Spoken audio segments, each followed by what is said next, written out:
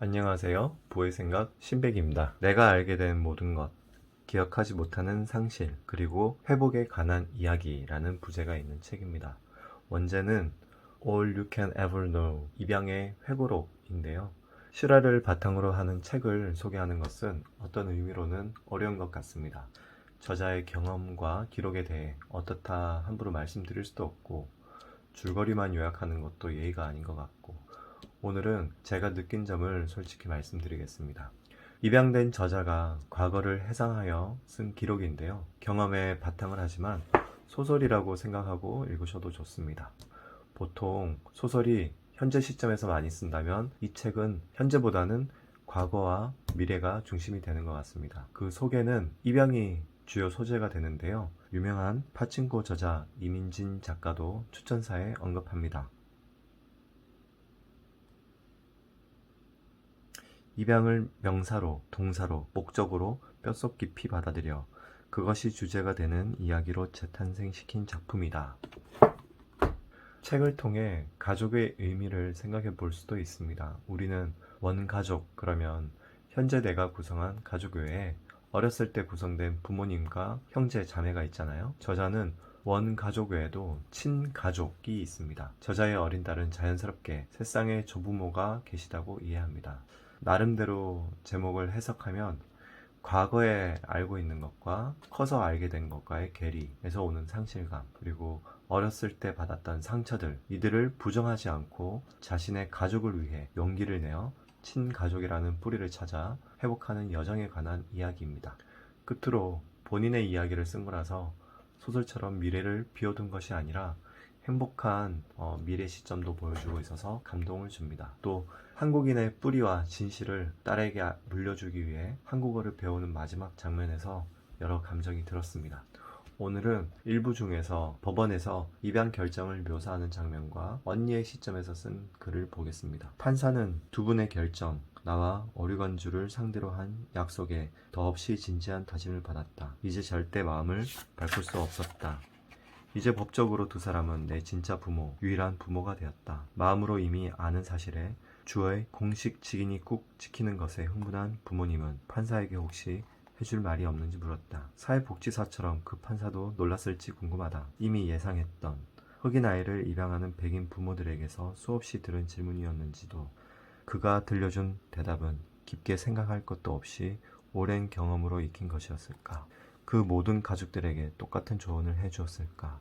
아니면 열의에 찬 나의 젊은 부모를 빤히 쳐다보며 따로 생각을 좀 해본 걸까? 그냥 두 분 가족으로 흡수하세요. 그럼 모든 게 괜찮을 겁니다. 이제 그 아이는 두 분 거예요. 그 아이는 두 분 거예요. 수년 전 아이를 갖기로 결정한 뒤부터 두 분이 내내 듣고 싶었던 말이었다. 두 분은 판사의 축하 인사에 활짝 웃으며 감사하다고 말했다. 그런 다음 1월에 차가운 공기에 대비해 나를 꽁꽁 싸안고 법원을 걸어 나와 집으로 향했다. 신디는 아무도 자신에게 아이가 죽었다고 말해준 기억이 없다. 당시 고작 6살이었기에 아기가 어디서 나오는지 아직 몰랐지만 몇 달째 엄마 뱃속에 아기가 들어있다는 건 알았다. 아무도 자기를 앉혀놓고 설명해주지 않았다. 기대에 찬 발표도, 가족 모임도, 식사 자리에서 넌 이제 곧 언니가 될 거야 라고 말해주는 일도 없었다. 신디는 부모 중 누구와도 긴 대화를 나눠본 적이 별로 없었다. 부모님은 항상 돈과 자기들이 운영하는 가게 때문에 스트레스를 받았다. 가게는 신디도 깨어있는 동안 대부분의 시간을 보내는 곳이었다. 신디가 아기였을 때 부모님은 이브 언니 제시카를 데리고 미국으로 이민을 갔다. 당시 제시카는 12살 즈음이었고 그 정도면 가족 사업에 일손을 보탤 수 있는 나이였다. 신디는 친할머니와 한국에 남았다가 나중에는 하와이에 있는 다른 친척들과 살았다. 신디가 부모와 다시 살게 된 건 5살이 되어서였다. 그러니 6살 때만 해도 아직 자기 엄마와 아빠를 알아가는 중이었다. 부모님은 엄했고 자주 말다툼을 벌였다. 동이 틀 때부터 밤늦게까지 일했고 항상 서 있었다. 신디도 열심히 일했고 조용히 고개 숙이고 있는 법과 뭐든 고분고분 시키는 대로 하는 법을 배웠다. 학교 가기 전에 가게 일을 도왔다. 창고 물건을 내리고 진열대에 물건을 채우고 바닥을 걸레질하고 얼룩을 닦고 먼지떨이로 먼지 뭉치를 털어냈다. 방과 후에도 같은 일을 했고 한밤중까지 부모님과 언니와 가게에 남아있는 때가 많았다. 신디의 세상은 아주 작았다. 집, 가게, 학교, 다시 가게로 뱅글뱅글 돌기만 했다. 휴일도 휴가도 없었다. 무슨 가족이 이렇게 살아? 제시카는 가끔씩 투덜댔지만 신디는 그게 자기가 아는 전부였고 아직 그런 삶에 의문이 찾아들기 전이었다. 나중에 돌아보니 신디는 그때 자신이 어머니의 임신 사실을 어떻게 알았는지조차 의문이었다. 제시카 언니가 말해준 걸까? 아니면 한동안 함께 살았던 외할머니에게 들은 걸까? 어쨌든 돌볼 아기가 생기면 할 일이 훨씬 많아지리란 것만은 알았다. 신디는 자신이 도울 수 있기를 바랐다. 나머지 식구들이 일하는 동안 아기가 가게에서 자고 있는 모습을 상상했다. 어머니는 일단 체구가 작았고 임신 개월수가 꽤 됐는데도 배가 많이 나오지 않았다. 그냥 보면 임신한 줄도 모를 정도였다. 나중에서야 어머니가 아침마다 배를 꽉 조이고 일하러 나갔다는 걸 알게 됐다. 굳이 물어보진 않았지만 신디는 날마다 궁금했다.